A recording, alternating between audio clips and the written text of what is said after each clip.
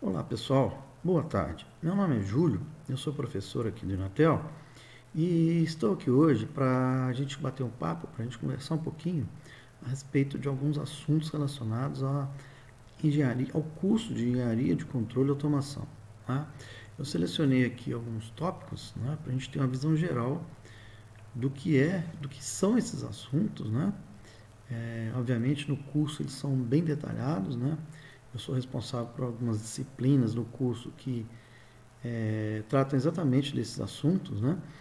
E a ideia aqui hoje é dar para vocês aí um overview, uma visão geral de alguns assuntos relacionados à automação industrial, ok?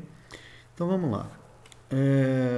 Me apresentando mais detalhadamente, meu nome é Júlio, como eu já disse, né? Tá aí meu contato, julio.azevedo@inatel.br, e estou à disposição de vocês, né? Se vocês quiserem entrar em contato comigo, precisar tirar alguma dúvida, alguma informação sobre o curso, fiquem à vontade, certo? Bom, como eu falei, eu sou engenheiro, sou formado aqui pelo Inatel, né? Trabalhei em algumas empresas da área depois da engenharia. Ainda durante o curso de engenharia, eu tive a oportunidade de ser monitor, ou seja, eu dava aula prática, né, apoiando o professor que dava a parte teórica, e isso me proporcionou aí, acabou direcionando a minha carreira como professor e como engenheiro. Né? Terminando a engenharia, eu trabalhei em algumas empresas na área, como engenheiro. Depois eu passei para a Universidade Federal de Itajubá, Unifei, trabalhei uma época como professor lá, né?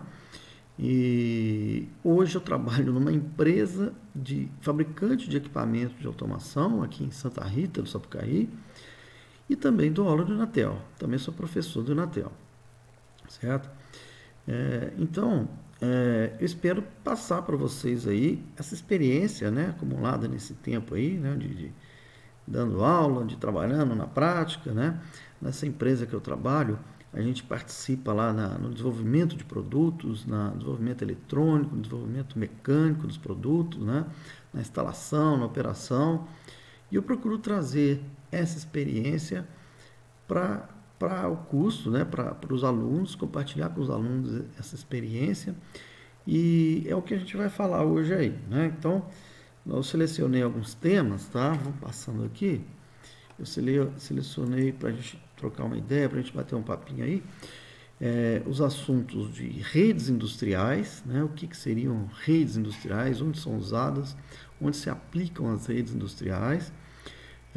Na sequência, a gente vai falar um pouquinho de atmosferas explosivas. O que é isso? A gente pode imaginar que o ambiente industrial ele está sujeito aí a várias condições, né? Uma condição específica em vários tipos de ambientes industriais é exatamente a manipulação de substâncias inflamáveis, né? Então, se eu estou fazendo automação nesses ambientes, se eu estou mexendo com eletricidade nesses ambientes, existe o risco de aquele equipamento elétrico gerar uma centelha e aquela centelha gerar uma explosão. Então tem que ter muito cuidado no projeto desses equipamentos, né, na especificação desses equipamentos, na manutenção desses equipamentos, para que eles não sejam aí, não gerem uma explosão, né, nesses ambientes. A gente vai falar um pouquinho sobre esses assuntos aí, é bem interessante, ok?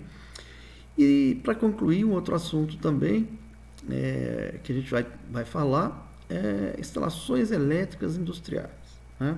Nós estamos falando de automação, equipamento elétrico instalado, eletroeletrônico, né? Instalado, ele é responsável por fazer a automação de um processo industrial, mas existe por trás toda uma estrutura para levar essa eletricidade naqueles pontos, né? Aqueles pontos onde os equipamentos são instalados, certo? Então tem toda uma estrutura, tem toda uma normatização envolvida aí para se fazer uma instalação elétrica, obviamente sempre pensando em segurança, né? Segurança do ambiente, segurança contra incêndio, segurança do equipamento, do patrimônio e, obviamente, segurança das pessoas que trabalham ali naquele ambiente, ok? Então vamos lá. Antes de falar de redes industriais, eu queria falar um pouquinho com vocês sobre automação, de uma maneira geral. O que seria automação? De uma maneira geral, a gente vai fazer o quê? Vai tirar o ser humano ali do processo, né? E vai substituir por uma máquina. Ou seja, a gente vai automatizar algum processo industrial, né? Então, os componentes básicos de um sistema de automação são os sensores, um sensor, né, que está aqui. O sensor, ele vai substituir os sentidos do ser humano, né? Então, por exemplo, uma pessoa vai estar verificando um processo industrial, vai utilizar os olhos ali para monitorar aquele processo. Então, vou substituir os olhos pelo sensor. O sensor vai fazer aquele papel, né? Então, ele vai ler alguma variável, vai verificar alguma variação no processo industrial, né? E vai informar ao controlador. Então, ele vai gerar aqui um sinal de entrada para o controlador. O controlador é o quê? É um computador que onde vai rodar um programa, né? E ele, mediante as informações de entrada, ele vai tomar uma decisão e gerar uma informação de saída. Então, esse controlador, que é o nosso famoso CLP, controlador lógico programável, ele tem aqui a função do cérebro do ser humano, né? Ele que vai tomar a decisão. Mediante a informação de entrada, ele vai tomar a decisão e gerar uma informação de saída. E essa informação de saída vai para onde? Vai para um atuador. E o atuador vai fazer, por exemplo, o papel das mãos de um ser humano, né? Ou seja, eu vou atuar no processo. Eu vou modificar o processo, vou fazer alguma coisa naquele processo, certo?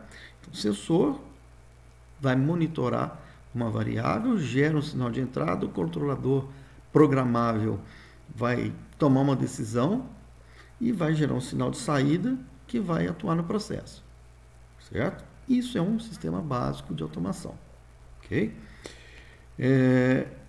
Vamos falar um pouquinho de cada um desses componentes. Sensoriamento. Então, o primeiro componente lá, que é o sensor que a gente falou, tem alguns exemplos aqui, ó. Isso aqui é um sensor industrial que está verificando aqui, ó, a presença ou não de uma latinha de refrigerante, por exemplo, né? Então, eu posso estar usando esse sensor aqui para contar quantas latinhas estão passando. Isso aqui eu posso ter latinha aqui de milhares de latinhas passando por minuto, por hora, né, numa velocidade bem grande. E esse cara aqui está monitorando isso, está contando quantas latinhas. É um exemplo de aplicação. E está informando ao controlador essa variável, né? Ou seja, quantas latinhas estão passando. Ou se tem latinha, se não tem latinha, né?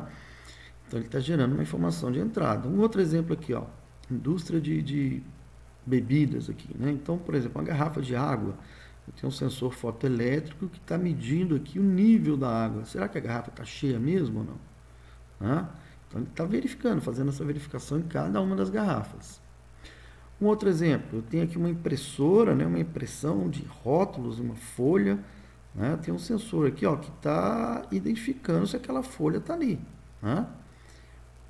Se faltar a folha, acabar o papel, por exemplo, né? A folha ali, ele vai identificar isso e informar ao controlador para que seja feita a troca aqui, a colocação de uma nova bobina de papel, da folha ali, certo?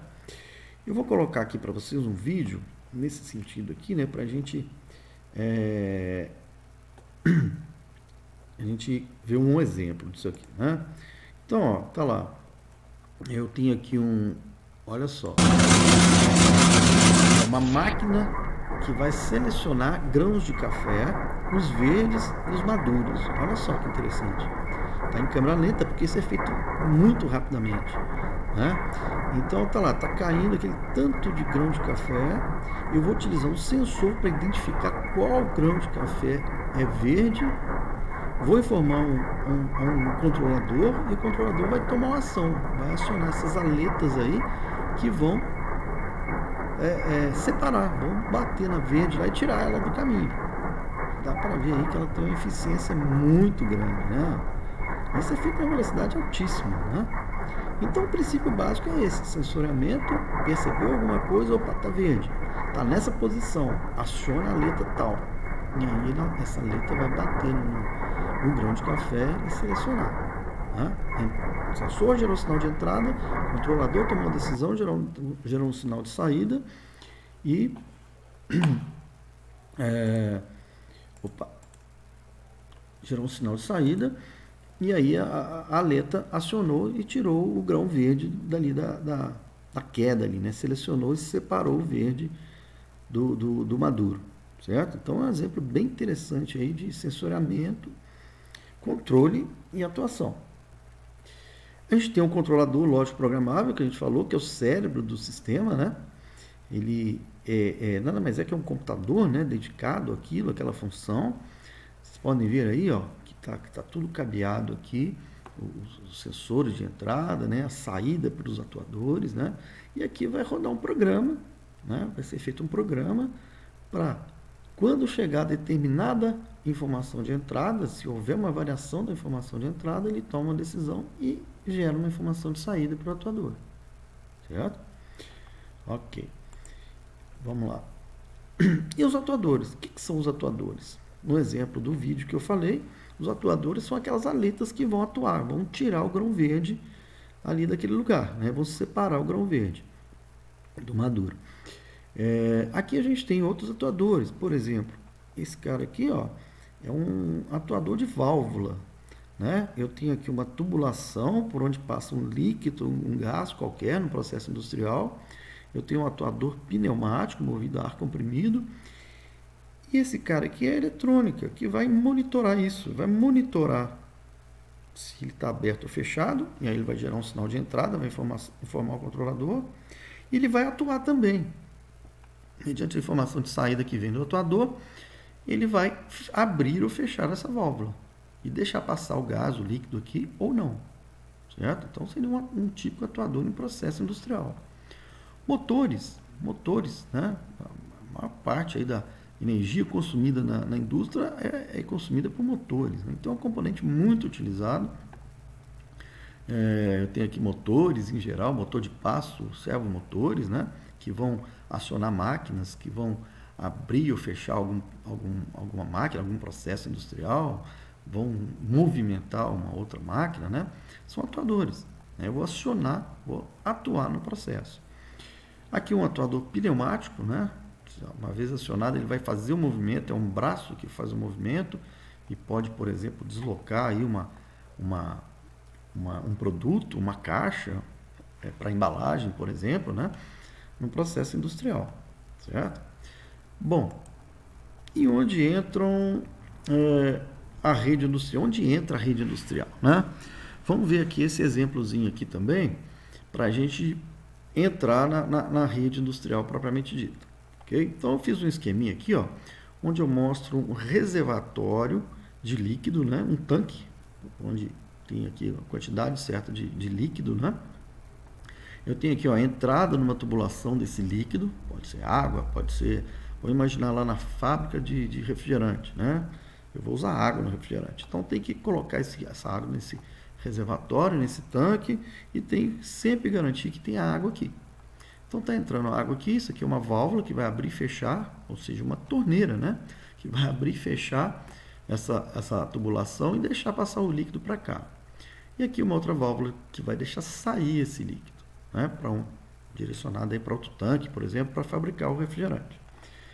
Eu coloco aqui, ó, sensores, 2 sensores, para exatamente ver o nível desse líquido, né?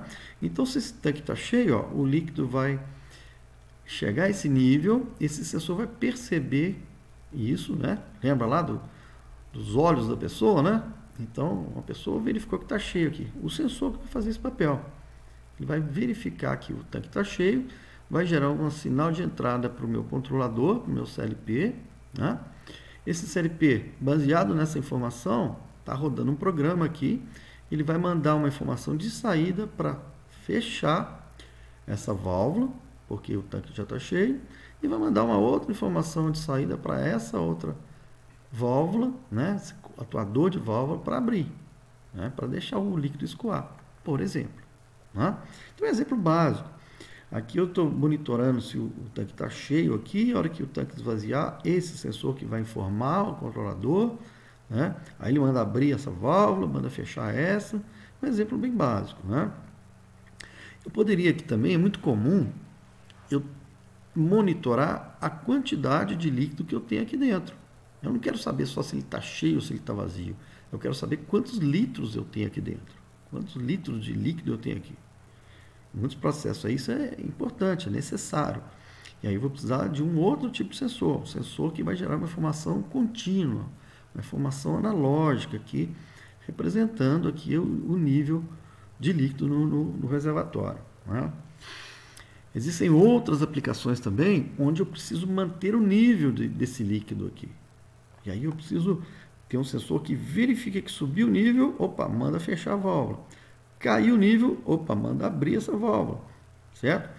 Então eu consigo com isso, continuamente, com informações de entrada e saída, eu consigo manter fixo aquele nível. Controlando aqui, medindo e controlando a entrada e saída do líquido. Ele fica estável em um certo nível. Então tem várias aplicações. O fato é que esses componentes geram informações. Que informações são essas de entrada e saída que eu estou falando aqui? As informações nada mais são do que sinais elétricos, né? Sinais de corrente, variações de corrente elétrica, variações de tensão, né? Então tem um parzinho de fios aqui, interligando esse sensor com outro controlador, outro parzinho de fios aqui, um parzinho de fios aqui, certo? É isso, né? Então tem um cabeamento ali na instalação que vai, por onde vai trafegar a informação do controle, né? Informação de controle de um processo industrial. Bom, e onde entram as redes industriais? Vamos lá então. Vamos para a rede industrial. Tá? Então, eu mostrei o processo anterior, onde a gente tem lá 2 sensores e 2 atuadores. Né? Então, eu tenho 4 pares de fios, né? Tranquilo, só passar o fiozinho ali, beleza. Agora, e se eu precisar controlar um processo maior? Ó? Olha só, eu vou ter meu controlador lá.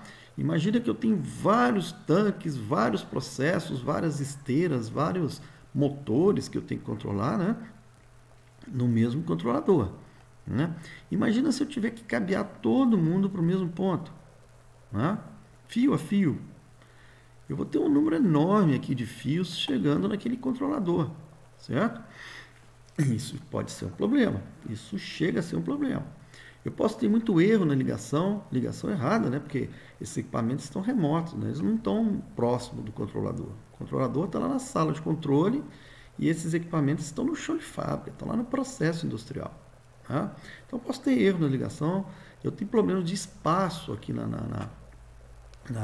para fazer essas ligações. Né? E aí surgiu o conceito de rede industrial. Okay? Ao invés de eu passar um par de fios para cada um daqueles componentes, sensores e atuadores, eu vou utilizar esse novo conceito aqui. Ó. Vou passar apenas um cabo, apenas um par de fios, tá? E vou controlar todo mundo. Esses pontos de conexão de entrada e saída, ó, estão lá no componente de campo. Então, vou ter sensores e atuadores aqui. Eu coloco parte da eletrônica que antes estava no controlador, eu coloco lá próximo da máquina que eu quero controlar, próximo do tanque. Né? Eu vou ter ligando aqui, ó, vou estar ligando aqui vários sensores e atuadores. E esses sensores e atuadores estão interligados com o meu controlador por apenas um par de fios. Otimizei todo esse problema aqui. Mas e aí? Apenas um par de fios? Se cada componente precisa de um par de fios para comunicar com o outro, como é que todo mundo vai estar ligado no mesmo par de fios? Como é que pode ser feito isso? É aí que é o conceito de rede. Né? Cada um desses componentes utiliza esse mesmo cabo em uma janela de tempo definida. Certo? Então vai ter que ter um controle aqui para atribuir um tempo para cada um comunicar. Então, primeiramente, esse cara vai comunicar com o controlador, no segundo momento, esse segundo, depois o terceiro, e assim por diante. Né? E aí cada um tem aquele tempo exato para fazer a comunicação. Comunicação de saída, comunicação de entrada, comunicação de saída, comunicação de entrada. Um por um, do primeiro ao último, depois começa de novo, do primeiro ao último, e isso vira um ciclo fechado. Sempre existe uma comunicação de saída do controlador para o campo e uma comunicação de entrada do campo para o controlador. E aí eu otimizo, né, gente? Que aí ficou legal, ficou bem mais fácil essa ligação, ficou uma maneira muito mais racional de interligar equipamentos, né? Tanto é que computadores também são interligados via rede, né? Já pensou se eu tivesse que passar um par de fios entre cada um dos computadores que precisam comunicar? Não tem jeito, né? Então, a maneira mais eficiente de interligar os componentes de um processo industrial, um sistema de automação industrial, é via rede. Eu jogo a inteligência em cada um dos componentes e defino uma lógica de comunicação ali, né? São chamados barramentos de campo. Essa que é a ideia, então, da rede industrial, ok? E no curso a gente detalha bastante, a gente vê como é que isso funciona, né? Tanto teoricamente quanto na prática.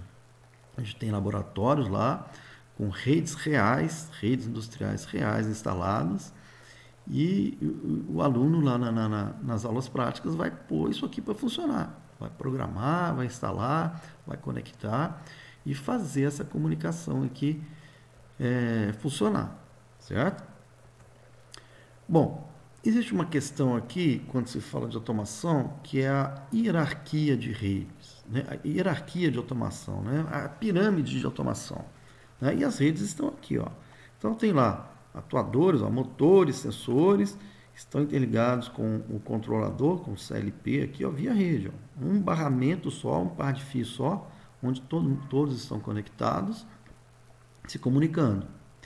E aí eu tenho vários níveis. Tem rede de chão de fábrica, tem rede intermediária, onde eu interligo controladores, onde eu faço supervisão de todo esse processo, né, onde eu gerencio isso, né?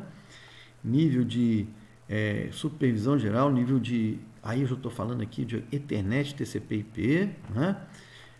E nível comercial, o topo da pirâmide é o topo do negócio, né? Do gerenciamento de tudo que está ali, certo? Então tem um tipo de rede aqui, que é a rede de computador, tem outro tipo de rede aqui, que é uma rede de nível mais alto, né? Para os controladores se comunicarem, e tem um nível de rede lá embaixo, né? Que é aquela que a gente falou, que interliga ali os sensores e atuadores, certo? Bom, algumas redes de mercado, né? Pus algumas marcas aí, não vou detalhar cada uma delas, né? Isso a gente vê no curso, né? Por exemplo, eu tenho algumas que são aplicadas, como a Ásia aqui, aplicada lá no chão de fábrica, tem algumas que já são aplicadas aqui no nível mais alto, né? Devicenet, Profibus. Existe uma tendência, gente, agora, né? Quando a gente fala aí de indústria 4.0, né? Uma revolução que a gente está vivendo agora, né? Onde as máquinas possuem inteligência e tomam decisão por si só, né? Então, eu vou precisar interligar todos com uma rede que que tenha capacidade de trafegar todos esses dados que estão vindo agora, né? Por exemplo, um sensor daqueles que eu mostrei lá, ele precisa de manutenção. Antigamente, o sensor ele só dava informação se está acionado, se não está acionado. Uma hora ele poderia quebrar, poderia parar de funcionar. E aí a manutenção tem que ir lá, trocar o sensor, né? Hoje, com esse conceito de indústria 4.0, ele faz o seu diagnóstico. Ele pode se testar, ele pode mandar uma informação por controle. Olha, eu estou precisando de manutenção, eu vou quebrar, eu vou parar de funcionar, certo? Ele pode se adaptar a várias situações, né? Então, para trafegar toda essa informação que o sensor passa a fornecer agora, né, que o elemento de campo passa a fornecer agora, eu vou precisar ter redes de capacidade de tráfego mais alto, né? Velocidade maior. Eu posso controlar movimento. O que é controle de movimento? Eu vou controlar um robô, controlar um motor de um robô, controlar um processo que usa motor, e ali é muita informação para fazer aquele controle, né? Porque é feito em alta velocidade. E toda essa informação trafega na rede. Então existe uma tendência aí, gente, de utilizar a mesma rede que se usa em computadores no processo industrial, não é? Porque aqui, ó, vou voltar lá na nossa pirâmide. Eu falei aqui que a gente tem um tipo de rede no chão de fábrica, outro tipo de rede no nível mais alto, outro tipo de rede no nível mais alto. Existe a tendência, agora com o conceito de indústria 4.0, de verticalização desse processo. Ou seja, eu vou utilizar o mesmo padrão de rede de computador lá no chão de fábrica. Não é mais razoável fazer isso, né? Por que eu tenho vários tipos de rede? Vamos utilizar uma só. Né? Já que os computadores são interligados em rede, vou interligar os elementos da indústria, né? Elementos do chão de fábrica no mesmo tipo de rede. Então, essa é a tendência. Mas existe um problema. Existe um problema. Uma coisa é você fazer instalação, você fazer projeto de equipamento para uso residencial e comercial. Outra coisa é a indústria. Né? Então, tem um probleminha aqui, ó, que eu relacionei aqui embaixo. Ó, imunidade a ruídos. Imunidade a ruídos. E aí eu pus algumas fotos mostrando aqui para vocês, né, a realidade aí de um chão de fábrica, de um ambiente industrial. Olha só, isso aqui é um ambiente que eu tenho alta temperatura, eu tenho vibração das máquinas, eu tenho sujeira, né? Eu tenho principalmente aqui, ó, motores grandes, né? Isso aqui é um motor enorme. E o que esses equipamentos geram? Ruído eletromagnético. Ixi, isso é um problema. É um problema porque pode gerar interferência. Interferência no funcionamento do equipamento, do sensor, do atuador e também na comunicação entre eles, certo? Na comunicação via rede. Então, um limitador aí do Ethernet industrial, ou seja, a linguagem de computador utilizada na indústria, é exatamente a adequação nesses ambientes, né? A adaptação nesses ambientes, certo? Então, a gente vai ver que a necessidade aqui de utilizar um cabo mais resistente mecanicamente, um cabo mais resistente do ponto de vista de ruído, um cabo blindado, um conector que não é aquele conector de plástico que a gente usa em casa, é um conector metálico que aguente ruído, que aguente impacto mecânico, aguente pancada, aguente vibração. Né? Então, todos esses aspectos aí a gente vai ver durante o curso. Né? Tanto do ponto de vista aqui de ruído eletromagnético, quanto mecânico, né? A mecânica do equipamento. Como que eu faço um projeto de um equipamento industrial, né? Para ser usado nesses ambientes aqui?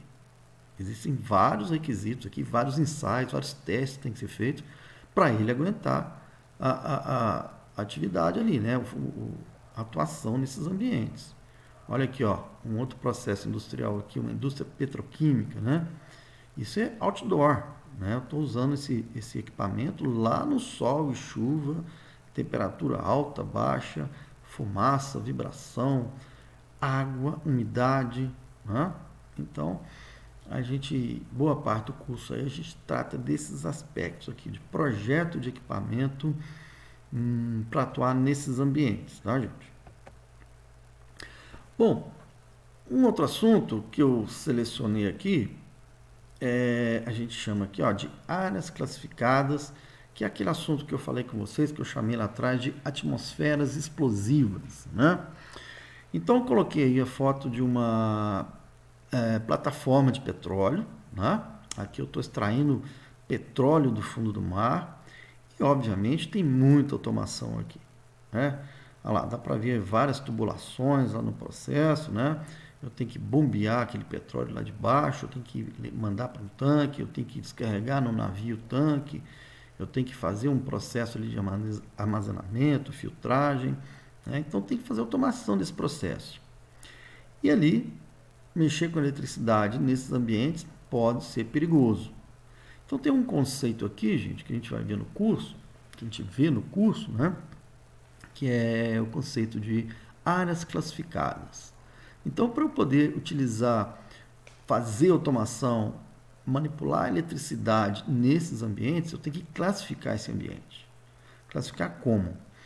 Que tipo de gás que eu tenho, gás ou substância inflamável, né, ou vapor dessa substância, eu tenho que definir qual é.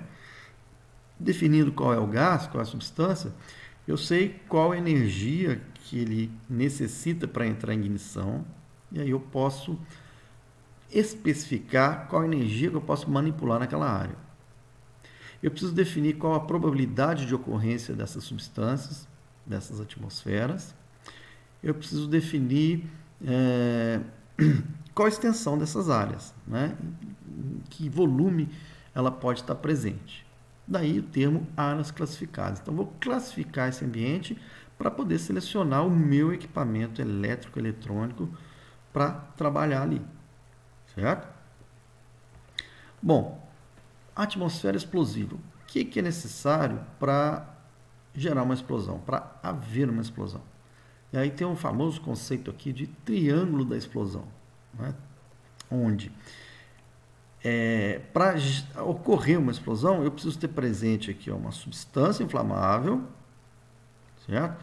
Naquele local que eu mostrei anteriormente, o que é substância inflamável? O petróleo, né? Eu preciso ter o oxigênio e eu preciso ter a fonte de ignição. Se eu eliminar um desses aqui, não tem explosão. Bom, no ambiente anterior, eu tenho lá a substância inflamável, que é o petróleo. Tem como eliminar ele do ambiente? Não. O processo é o beneficiamento do petróleo, a extração do petróleo ali no caso, né? Então não tem jeito de eliminar, ele já é inerente ali do processo. O oxigênio, tem como eliminar? Também não. É um ambiente externo, aberto, né? O oxigênio está presente ali. Então resta atuar aqui na fonte de ignição, que é a eletricidade, né? Então a gente vai projetar o equipamento para que ele não se torne a fonte de ignição, para que ele não gere uma centelha para completar esses três componentes aqui e haver uma explosão. A gente vai atuar aqui. Então, o cuidado que tem que se tomar, nesse caso, é o equipamento elétrico da automação, né? Então, tem vários requisitos, várias maneiras de projetar esse equipamento que a gente vai ver aí durante o curso, né? Falando rapidamente, ó, ainda nesse conceito aí de atmosferas explosivas, ó, a gente tem ambientes explosivos aqui, atmosferas de gases e vapores inflamáveis, né? Então, posso ter algum tipo de gás lá na indústria petroquímica que é inflamável, né? Eu posso ter uma substância inflamável, mas na forma líquida, e aí ela solta vapor, dependendo da temperatura, ela solta vapor e esse vapor é inflamável. E eu tenho também, gente, poeiras e fibras combustíveis. Sabiam que poeira explode? Se eu tiver aqui, ó, olha a foto lá, ó. Isso aqui é a foto de um silo de armazenamento de grãos e esse silo aqui foi pelos ares, ó. Então, se eu tenho ali, por exemplo, aqui soja, milho armazenado, aquilo dificilmente vai pegar fogo, né? Mas se eu tenho aquela poeira em suspensão, eu vou ter o oxigênio, vou ter aquela poeira no ar. Se eu tiver uma fonte de ignição ali, por exemplo, o motor ali que está trabalhando ali dentro, ele gera aquecimento, ou gera faísca, aquilo pode explodir. É mais comum do que a gente imagina, tá? Acidentes acontecem, já aconteceram vários aí pelo mundo afora. Então, nesses ambientes eu tenho também que tomar cuidado. Então, na classificação de área, a gente vai definir quais são esses ambientes, qual a probabilidade de eles ocorrerem e qual a extensão, a área de ocorrência dessas substâncias, né? Outros exemplos aí, onde a gente usa esses equipamentos chamados aqui de equipamentos EX. Então, tem esse símbolozinho aqui, ó, EX. EX é um símbolo mundial, padronizado mundialmente, que representa o equipamento preparado para a atmosfera explosiva, né? Então, o exemplo que eu dei lá, ó, plataforma de petróleo, indústria petroquímica, armazenamento de grãos, agronegócio, que é fortíssimo no Brasil, né? Pus aqui um exemplo, ó, indústria automobilística, né? Indústria de manufatura, automobilística aqui no caso. Bom, mas indústria automobilística tem ambiente explosivo? Imagina lá a cabine de pintura, onde eu vou pintar o carro. A tinta usa solvente, solvente é inflamável. Então é muito mais comum que a gente imagina, não é só petróleo, refinarias, né? A gente tem vários ambientes, indústria de medicamentos, de remédio, que usa álcool. Então são ambientes aí onde tem que se tomar cuidado para se fazer automação. Indústria de açúcar e álcool, né? Também muito comum no Brasil, mineração, certo? Então tem muitos ambientes aí que a gente tem que ter cuidado com o projeto. E falando do projeto, aqui ó, uma das maneiras de proteger o equipamento para ele não se tornar a fonte de ignição é colocando aqui uma proteção nele, né? Uma caixa, um invólucro que a gente chama, né?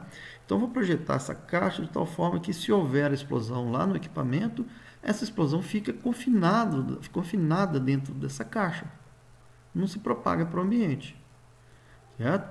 Então, por exemplo, uma luminária à prova de explosão, um motor à prova de explosão, uma caixinha qualquer onde eu tenha parte elétrica lá dentro, né? Ela bem reforçada, ela é projetada para o equipamento trabalhar nesses ambientes, certo? É um exemplo aí de como se proteger o equipamento.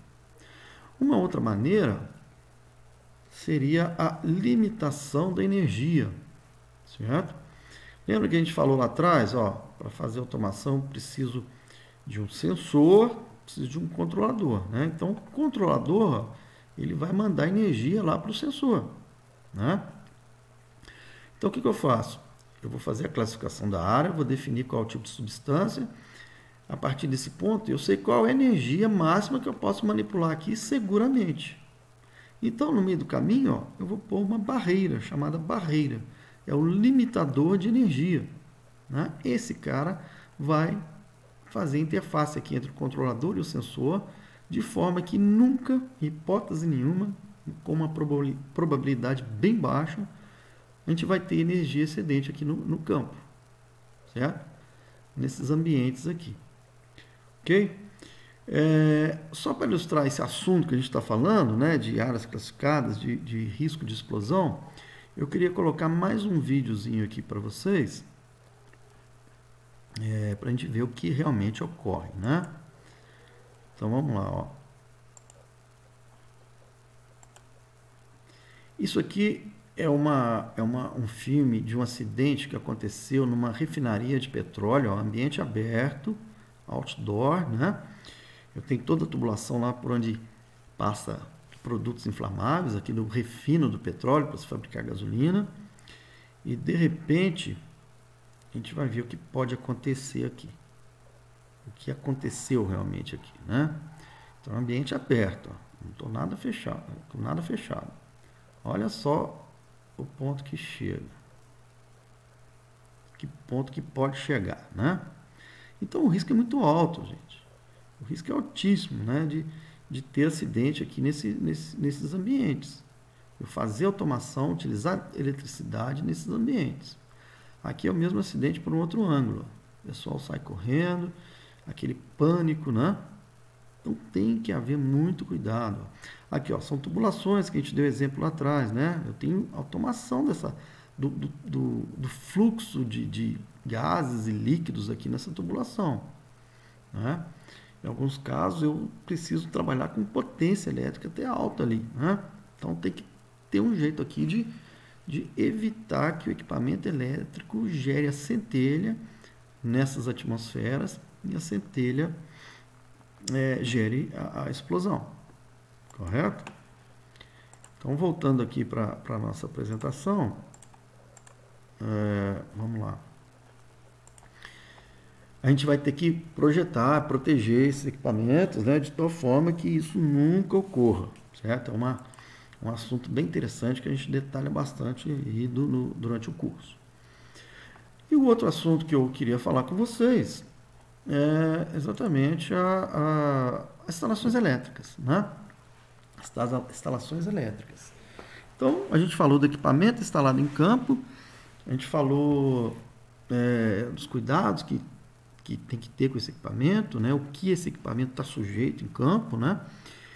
E, obviamente, como é um equipamento elétrico, eletrônico, né, eu tenho que alimentar esse equipamento, certo?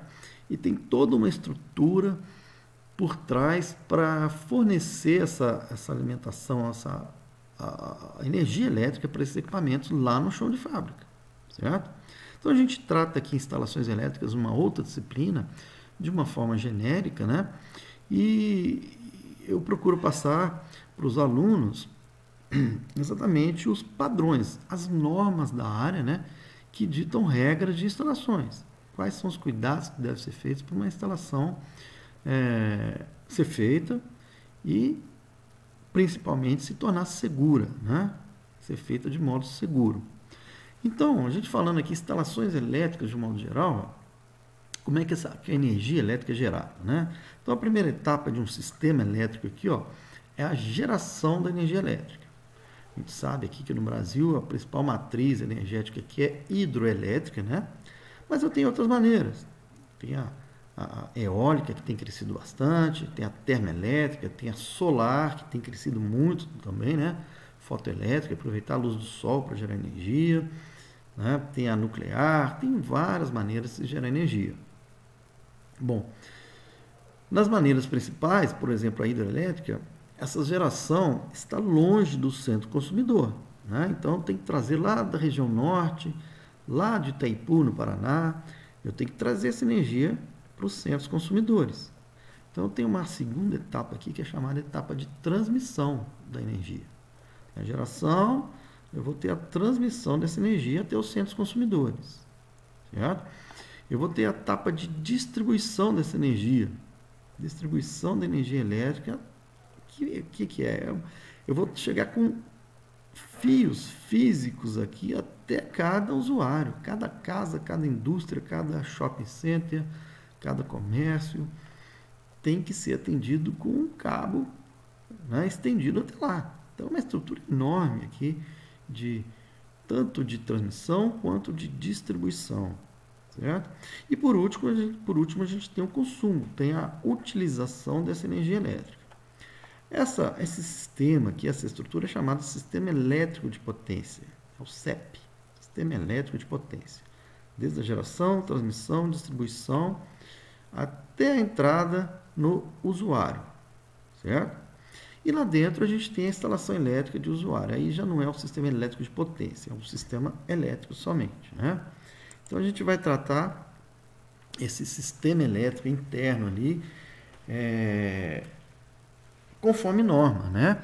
Então, a gente vai ver aqui, ó, no curso, a gente vê as normas que se aplicam para esse projeto de uma instalação elétrica, toda a simbologia aplicada, né, nesse projeto, como que deve ser representada essa instalação, como que pode ser feita essa instalação, né? Existem várias maneiras definidas por normas. No curso também a gente usa softwares para fazer esse projeto, né? Tá um exemplo aí, ó, figurinha aqui de um projeto de alimentação de motores elétricos aqui na indústria, né? Esse projeto todo é feito por software. Esse software tem já toda a biblioteca aqui de simbologia dos dispositivos utilizados, dos componentes utilizados na instalação elétrica, industrial, residencial, comercial, né? Então, a gente pratica bastante isso aí. Até por requisito de segurança, tá, gente? A gente fala bastante também das normas, e o objetivo de se ter uma norma, um padrão de projeto, uma maneira correta, padronizada de fazer toda a instalação, de fazer o projeto, um dos objetivos é segurança das pessoas, né? Então, a gente utiliza esse software e faz o projeto para ver o que se faz realmente numa indústria, né? A indústria vai ter que manter aquele projeto aquele esquema da sua instalação elétrica atualizado. Isso tem um requisito de norma de segurança, correto? Então, eu vou ter que manter o esquema elétrico, manter o projeto da instalação e sempre atualizado. A gente vai ver aí, falar um pouquinho de NR10, NR12, né, que trata desses assuntos. E a NR10 exige que o diagrama elétrico da instalação elétrica esteja disponível e atualizado, né, por questões de segurança. Então, a pessoa fazer uma manutenção, fazer uma expansão da instalação, ela pode consultar. E é feito através de software, né? E a gente tem contato com esses softwares durante o curso aí. Ok? Bom, resumindo aqui, o que é feito aqui em termos de projeto de uma instalação elétrica? O componente que a gente tem que preocupar mais, né, é o cabo, é o fio, é o cabeamento, né? Então, eu vou fazer uma instalação elétrica numa indústria, eu tenho que alimentar máquinas que possuem motores, eu tenho que alimentar um forno elétrico, né, que vai consumir ali uma corrente elétrica bem alta, né, eu tenho que alimentar um ar-condicionado, motores. Então, eu tenho que partir da corrente que eu tenho que fornecer para alimentar essa carga, né, esses componentes. E o cabo é especificado exatamente em função da corrente de consumo, né? Quanto maior a corrente, obviamente, maior é esse cabo, maior é a bitola desse cabo, é a seção desse cabo, né? Então a gente vai fazer projetos conforme norma, levando em consideração aí vários critérios do ambiente, né, que a gente já comentou, temperatura, aquecimento de outros componentes que a gente pode ter na indústria, né? E a gente vai fazer a especificação do cabo. Porque o risco maior aqui qual que é?